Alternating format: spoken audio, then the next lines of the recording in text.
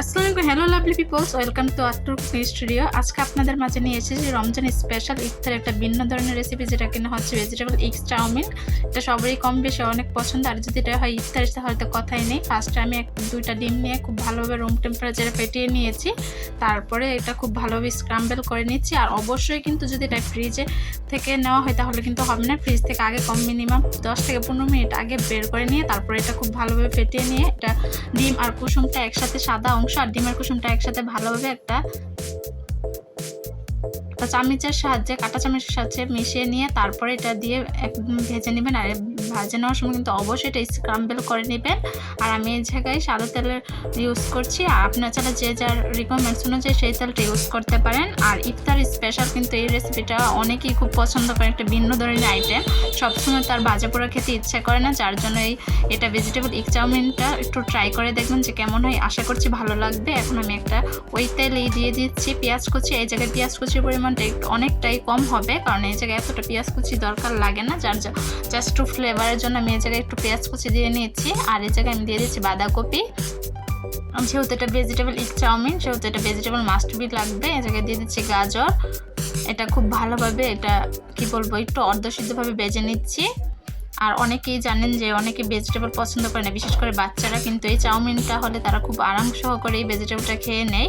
আর এই জায়গায় আমি একটু ধরনের 3 থেকে 4 টুকরা কাঁচামরিচের ফালি দিয়েছি, আর পর্যাপ্ত নুন দিয়ে দিচ্ছি, আর এটা সাদা গোলমরিচের গুঁড়া দিয়ে দিচ্ছি। আমি চামচের সাহায্যে দিয়ে নিই, আমি আমার আন্দাজ অনুযায়ী দিয়ে নিচ্ছি।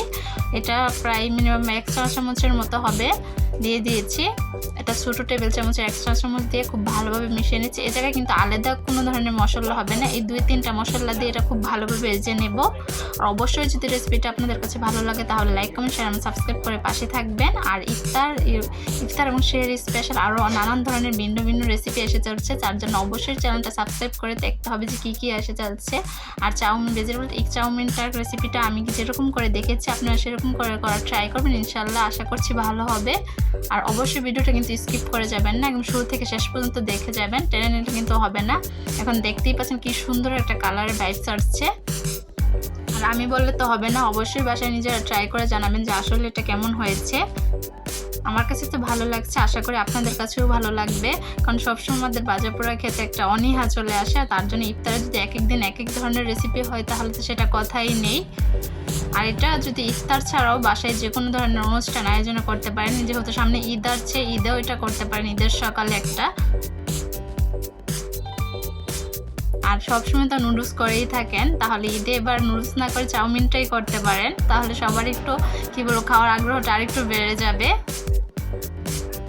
আর এই জায়গায় কিন্তু আমি তেলের পরিমাণ যথেষ্ট কমিয়ে নিয়েছি, আপনারাও ট্রাই করবেন তেলের পরিমাণটা কম দিতে, কারণ কম তেল দেওয়াই ভালো। এখন আমি একটু কিছুটা স্ক্রাম্বল করা ডিমগুলো দিয়ে নিচ্ছি। এই জায়গায় সবটা দিয়ে নিব না, পরপর দিয়ে নিব, এটা দিয়ে খুব ভালোভাবে ভেজে নিচ্ছি। আর এখন আমি যে চাউমিনটা আগে থেকে সিদ্ধ করে নিয়েছি সেই চাউমিনটা খুব ভালোভাবে সবগুলোর সাথে মিশিয়ে নিয়েছি। আর এটা চাউমিন সিদ্ধটা আপনাদের কাছে দেখানো হয়নি, কারণ আপনারা সবাই তো জানেন এটা কীভাবে সিদ্ধ করতে হবে, যার জন্য দেখানো হয়নি, এটা স্কিপ করে গিয়েছে। এখন খুব ভালোভাবে সবগুলোর সাথে মিশিয়ে নিচ্ছি। আর শুরুতেই বলে নিচ্ছি এই জায়গায় কিন্তু এক্সট্রা কোনো মশলা লাগবে না, খুবই অল্প পরিমাণ মশলা দিয়ে তৈরি হয়ে যাবে, এটা স্বাস্থ্যের জন্য খুব ভালো।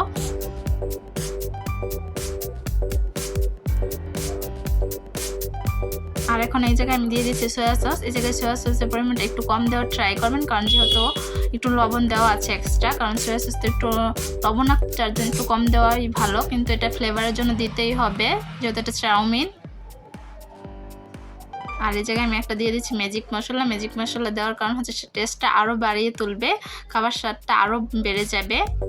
এখন খুব ভালোভাবে এটা মিশিয়ে নিচ্ছি। আপনারা চাইলে ম্যাজিক মশলাটা স্কিপ করতে পারেন, এই জায়গায় যে একটা মশলা আছে চাউমিনের সেটা দিয়ে দিতে পারেন।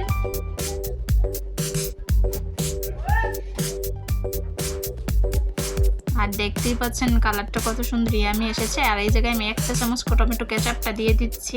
এটা দেওয়ার কারণ হচ্ছে এটা অনেকে চাইলে টমেটো কেচাপটা খেতে পারে না মানে রান্না করার পরে, যার জন্য এই জায়গায় দিয়ে দিলে এটা টেস্টটা অন্যরকম স্বাদ বাড়িয়ে ফেলে।